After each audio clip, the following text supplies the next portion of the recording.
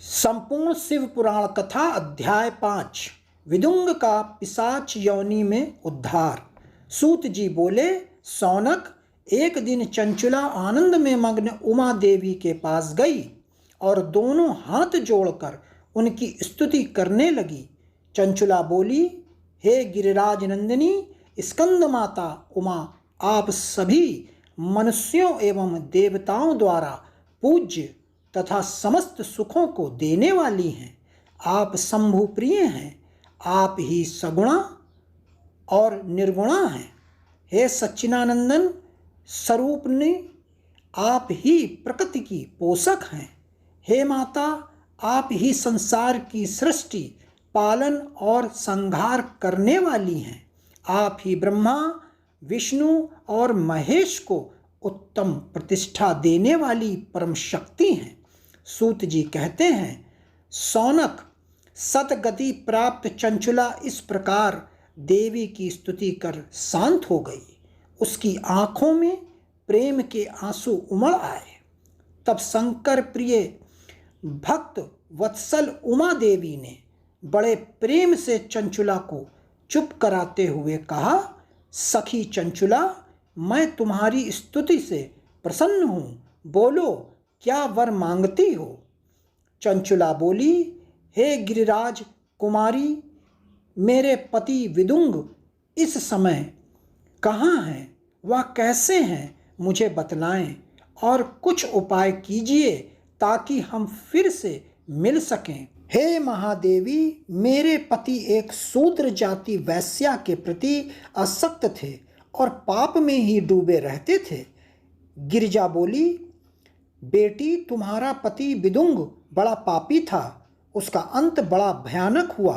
वैश्या का उपभोग करने के कारण वह मूर्ख नरक में अनेक वर्षों तक अनेक प्रकार के दुख भोगकर अब शेष पाप को भोगने के लिए विंध्य पर्वत पर पिशाच की योनि में रह रहा है और सब प्रकार के कष्ट सहता है। सूत जी कहते हैं, शौनक, गौरी देवी की यह बात सुनकर चंचुला अत्यंत दुखी हो गई। फिर मन को किसी तरह स्थिर करती हुई दुखी हृदय से माँ गौरी से उसने एक बार फिर पूछा, हे महादेवी, मुझ पर कृपा कीजिए और मेरे पापी पति का अब उद्धार कर दीजिए। कृपा करके मुझे वह उपाय बतलाएं जिससे मेरे पति को उत्तम गति प्राप्त हो सके। गौरी देवी ने कहा, यदि तुम्हारे पति विदुंग शिव पुराण की पुण्यमयी उत्तम कथा सुने तो वह इस दुर्गति को पार करके उत्तम गति का भागी हो सकता है। अमृत के समान मधुर गौरी देवी का यह वचन सुनकर चंचुला ने दोनों हाथ जोड़कर मस्तक झुकाकर उन्हें बारंबार प्रणाम किया तथा प्रार्थना की कि मेरे पति को शिव पुराण सुनाने की व्यवस्था कीजिए। ब्राह्मण पत्नी चंचुला के बार बार प्रार्थना करने पर शिवप्रिया गौरी देवी ने भगवान शिव की महिमा का गान करने वाले गंधर्वराज तुम्बोरो को बुलाकर कहा, तुम्बोरो, तुम्हारी भगवान शिव में प्रीति है। तुम मेरे मन की सभी बातें जानकर मेरे कार्यों को सिद्ध करते हो। तुम मेरी इस सखी के साथ विंध्य पर्वत पर जाओ। वहाँ एक महाघोर और भयंकर पिशाच रहता है। पूर्व जन्म में वह पिशाच विदुंग नामक ब्राह्मण मेरी इस सखी चंचुला का पति था। वह वैश्यागमी हो गया। उसने स्नान संध्या आदि नित्य कर्म छोड़कर अपवित्र रहने लगा। क्रोध के कारण उसकी बुद्धि भ्रष्ट हो गई। दुर्जनों से उसकी मित्रता तथा सज्जनों से द्वेष बढ़ गया था। वह अस्त्र शस्त्र से हिंसा करता, लोगों को सताता और उनके घरों में आग लगा देता था। चंडालों से दोस्ती करता, वह रोज वैश्या के पास जाता था। पत्नी को त्याग कर दुष्ट लोगों से दोस्ती कर उन्हीं के संपर्क में रहता था। वह मृत्यु तक दुराचार में फंसा रहा। मृत्यु के बाद उसे पापियों के भोग स्नान यमपुर ले जाया गया। वहां घोर नरकों को सहकर इस समय वह विंध्य पर्वत पर पिशाच बनकर रह रहा है और पापों का फल भोग रहा है। तुम उसके सामने परम पुण्यमयी पापों का नाश करने वाली शिव पुराण की दिव्य कथा का प्रवचन करो। इस कथा को सुनने से उसका हृदय सभी पापों से मुक्त होकर शुद्ध हो जाएगा और वह प्रेत योनि से मुक्त हो जाएगा। दुर्गति मुक्त होने पर उस विदुंग नामक पिशाच को विमान पर बिठाकर तुम भगवान शिव के पास ले आना। सूत जी कहते हैं, शौनक माँ उमा का आदेश पाकर गंधर्वराज तुम्बोरो प्रसन्नतापूर्वक अपने भाग्य की सराहना करते हुए चंचुला को साथ लेकर विमान से पिशाच के निवास स्थान विंध्य पर्वत गया। वहां पहुंचकर उसने उस विकराल आकृति वाले पिशाच को देखा। उसका शरीर विशाल था, उसकी दाढ़ी बड़ी थी।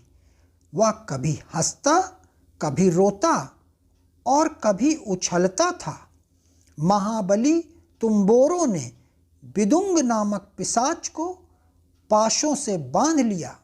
उसके पश्चात तुम्बोरो ने शिव पुराण की कथा बाँचने के लिए स्थान तलाश कर मंडप की रचना की। शीघ्र ही इस बात का पता लोगों को चल गया कि एक पिशाच के उद्धार हेतु देवी पार्वती की आज्ञा से तुम्बोरो शिव पुराण की अमृत कथा सुनाने विंध्य पर्वत पर आया है। उस कथा को सुनने के लोभ से बहुत से देव ऋषि वहां पहुंच गए। सभी को आदरपूर्वक स्थान दिया गया। पिशाच विदुंग को पाशों में बांधकर आसन पर बिठाया गया और तब तुम्बोरो ने परम उत्तम शिव पुराण की अमृत कथा का गान शुरू किया। उसने पहली विंध्येश्वर संहिता से लेकर 7वीं वायु संहिता तक शिव पुराण की कथा का स्पष्ट वर्णन किया। सातों संहिताओं सहित शिव पुराण को सुनकर सभी श्रोता कृतार्थ हो गए। परम पुण्य में शिव पुराण को सुनकर पिशाच सभी पापों से मुक्त हो गया और उसने पिशाच शरीर का त्याग कर दिया। शीघ्र ही उसका रूप दिव्य हो गया। उसका शरीर गौर वर्ण का हो गया। शरीर पर श्वेत वस्त्र एवं पुरुषों के आभूषण आ गए। इस प्रकार दिव्य देहधारी होकर विदुंग अपनी पत्नी चंचुला के साथ स्वयं भी भगवान शिव का गुणगान करने लगा। उसे इस दिव्य रूप में देखकर सभी को बहुत आश्चर्य हुआ। उसका मन परम आनंद से परिपूर्ण हो गया। सभी भगवान महेश्वर के अद्भुत चरित्र को सुनकर कृतार्थ हो गए।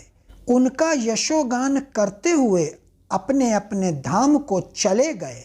विदुंग अपनी पत्नी चंचुला के साथ विमान में बैठकर शिवपुरी की ओर चल दिया। महेश्वर के गुणों का गान करता हुआ विदुंग अपनी पत्नी चंचुला व तुम्बोरो के साथ शीघ्र ही शिवधाम पहुंच गया। भगवान शिव व देवी पार्वती ने उसे अपना पार्षद बना लिया। दोनों पति पत्नी सुखपूर्वक भगवान महेश्वर एवं देवी गौरी के श्री चरणों में अविचल निवास पाकर धन्य हो गए। भक्तों, आगे का वर्णन अध्याय 6 में सुने। भक्तों, आशा करता हूँ कि यह सुंदर शिव पुराण कथा आप लोगों को सुनने में अवश्य पसंद आ रही होगी। तो हमें कमेंट में ओम नमः शिवाय अवश्य लिखें और हमारे चैनल को लाइक और सब्सक्राइब करना ना भूलें। नमस्कार।